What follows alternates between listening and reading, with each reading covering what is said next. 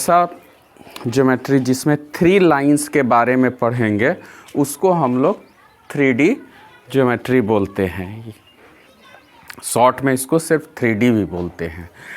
तो previous class में हम लोग 2D पढ़े थे, 2 लाइन के बारे में पढ़ते थे, 2 एक्सिस के बारे में पढ़ते थे। अब ये क्लास 11 में हम लोग पढ़ेंगे 3 लाइन के बारे में, मतलब 3 एक्सिस के बारे में। एक्स एक्सिस, वाई एक्सिस और जेड एक्सिस का फिगर ये हो गया।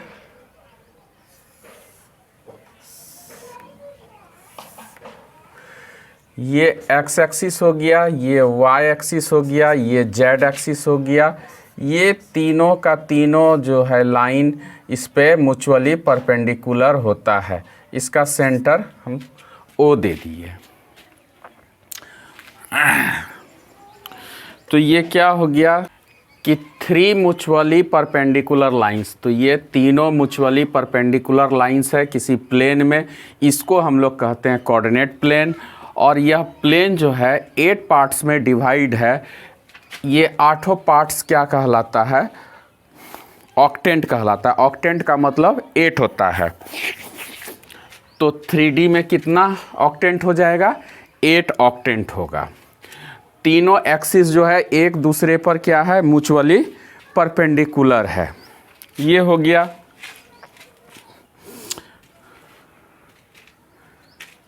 ये तीनों जो है म्यूचुअली परपेंडिकुलर लाइन को भी हम लोग क्या कहते हैं?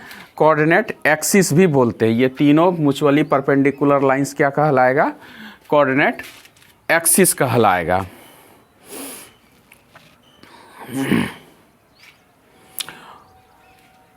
और इसका जो नंबर होगा, 2 नंबर जो होगा, उस पॉइंट को हम लोग क्या बोलेंगे? उस नंबर को क्या कहलाता है?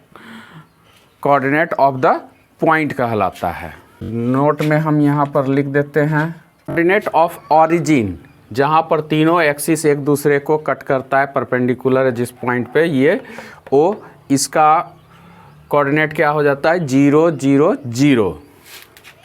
तो तीसरा पॉइंट क्या हो गया? ये हो गया। अब इसको हम क्या करते हैं कि इरेज कर देते हैं। अब एक्स एक्सिस पर कोऑर्डिनेट क्या होगा? वाई एक्सिस पे क्या होगा? जेड एक्सिस पे क्या होगा? तो एक्स एक्सिस पर कोऑर्डिनेट क्या हो जाएगा? एक्स को छोड़ करके वाई और जेड का कोऑर्डिनेट 0 0 हो जाएगा। फिर वाई एक्सिस पर क्या हो जाएगा? वाई को छोड़ के एक्स और जेड का कोऑर्डिनेट 0 हो जाएगा। फिर जेड एक्सिस पे क्या होगा? जेड का छोड़ करके एक्स और वाई का कोऑर्डिनेट 0 हो जाएगा। तो लिख देते हैं। अब पॉइंट की बात आती है। तो ये क्या हो गया?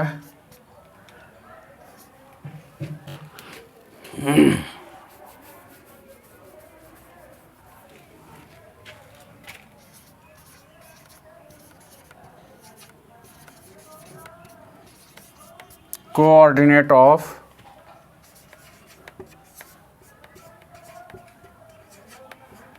Any point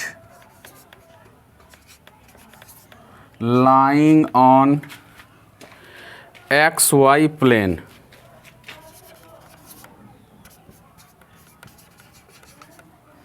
XY plane is क्या हो गया कि XY को छोड़ करके बाकी 0 हो गया। उसी तरह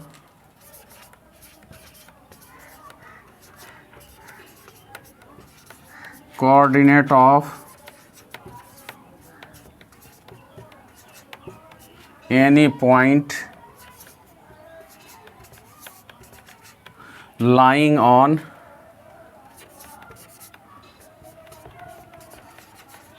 YZ प्लेन,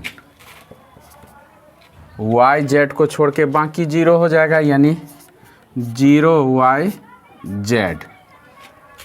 अब ZX का होगा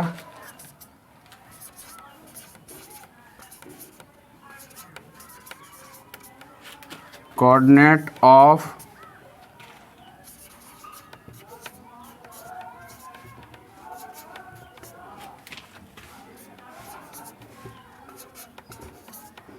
lying on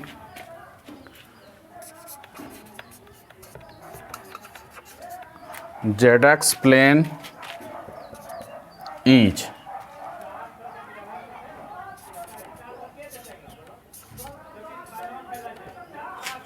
ये हो गया x0z।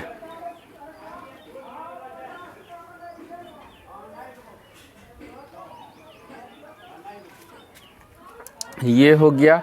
अब इसका रिफ्लेक्शन की बात आती है। रिफ्लेक्शन भी हो गया। अब बात आती है कि ऑक्टेंट का साइन के बारे में। तो ऑक्टेंट का साइन को याद करने में 8 ऑक्टेंट है, उसमें 3-3 रहता है ग्रुप्स। तो उसको हम कैसे याद करेंगे उसका ट्रिक बता देते हैं, एकदम आसान हो जाएगा, याद करने की ज़रूरत ही नहीं पड़ेगा।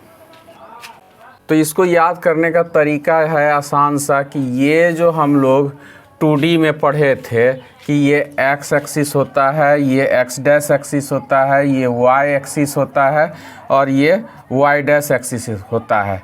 ये फर्स्ट क्वाड्रेंट होता है, ये सेकेंड क्वाड्रेंट, ये हो गया हमारा थर्ड क्वाड्रेंट, ये फोर्थ क्वाड्रेंट होता है। तो फर्स्ट क्वाड्रेंट का हम पढ़े थे क्या कि x भी पॉजिटिव है, y भी पॉजिटिव है, तो ये हो गया प्लस प्लस, ये हो गया। अब सेकेंड क्वाड्रेंट में क्या है कि x ये इस तरफ माइनस होता है और ये y प्लस होता है, तो ये माइनस प्लस हो गया। थर्ड क्वाड्रेंट में ये भी माइनस हो गया, y भी माइनस हो गया, तो ये माइनस माइनस हो गया। फोर्थ क्वाड्रेंट में क्या है कि ये प्लस है x और y माइनस है, तो ये प्लस माइनस हो गया। तो ये हो गया। अब इसी से हम काम कर लेंगे ऑक्टेंट का, यानी 3D का जो ऑक्टेंट में कौन कौन सा साइन आएगा वो हम बना देते हैं। तो सबसे पहले जो ये 2D में है जो सिंबल होता है वो भरते चले जाते हैं। तो फर्स्ट में क्या था प्लस प्लस, उसके बाद सेकेंड में क्या था माइनस प्लस, थर्ड में क्या था माइनस माइनस, फोर्थ में क्या है प्लस माइनस। ये हो गया। जस्ट यही कॉपी जो है यहाँ से 1 से 4 तक ग्रुप में जो भरे वही भर देना है 5 से लेकर के 8 तक में। तो ये भी क्या हो गया plus minus minus plus plus plus minus minus. अब रह गया नीचे वाला जेड का। तो फर्स्ट 4 ब्लॉक जो हमको भर देना है पॉजिटिव साइन से और रेस्ट 4 ब्लॉक भर देना है निगेटिव साइन से। तो ये हो गया प्लस प्लस प्लस प्लस, इधर हो गया माइनस माइनस माइनस। तो यही हमारा साइन ऑफ ऑक्टेंट निकल गया 3 डायमेंशन में, 3D में। ये हो गया। तो a point on the x axis what are its y coordinate and z coordinate. तो x एक्सिस पर क्या बताए थे कि y और z कोऑर्डिनेट क्या होता है 0 होता है। तो क्या हो जाएगा 0 and 0। A point in the xz plane what can you say it's y coordinate. तो xz प्लेन लिखा हुआ था, तो जो लिखा हुआ रहता है उसको छोड़ के बाकी क्या हो जाता है 0 हो जाता है। तो ये हो गया हमारा 0 कोऑर्डिनेट हो गया, y कोऑर्डिनेट क्या हो गया 0 हो गया। यही इसका आंसर हो गया। अब क्वेश्चन नंबर 3 देखते हैं। फर्स्ट ऑक्टेंट में, सेकेंड में, थर्ड में, फोर्थ में और फिफ्थ में किस में लाइज करेगा ये हमको बताना है। तो ये हम क्या बताए थे कि इसका बनाने का आसान सा तरीका, हम क्या बोले थे कि वो जो चार्ट बताए थे उस चार्ट के हिसाब से हम काम कर सकते हैं। तो ये तीनों प्लस है, तो ये क्या हो गया फर्स्ट में आ गया।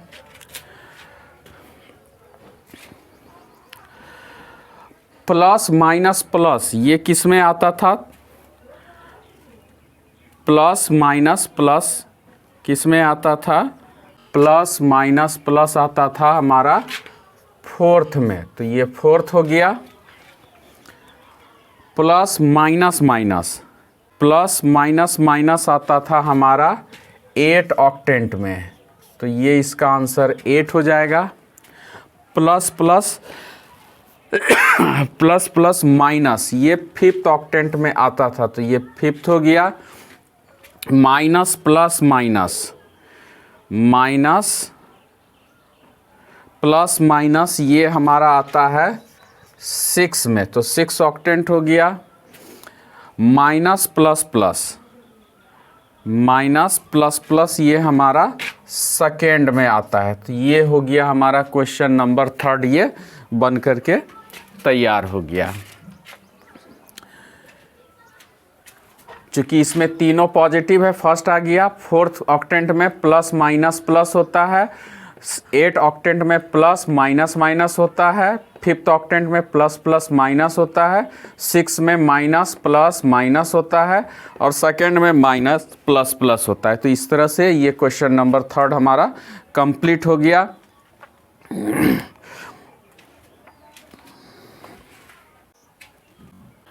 अब उसके बाद आ जाता है next question.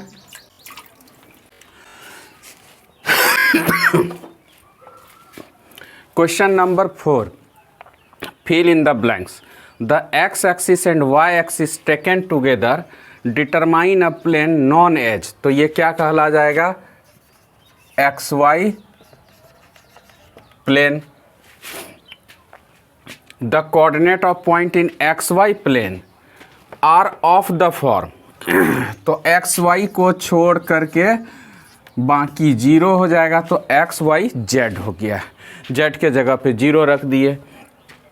Coordinate planes divides into space, divides the space into 8 octant में डिवाइड करता है, ये हम पहले ही बता चुके हैं। इस तरह से ये एक्सरसाइज समाप्त हो गया 12.1।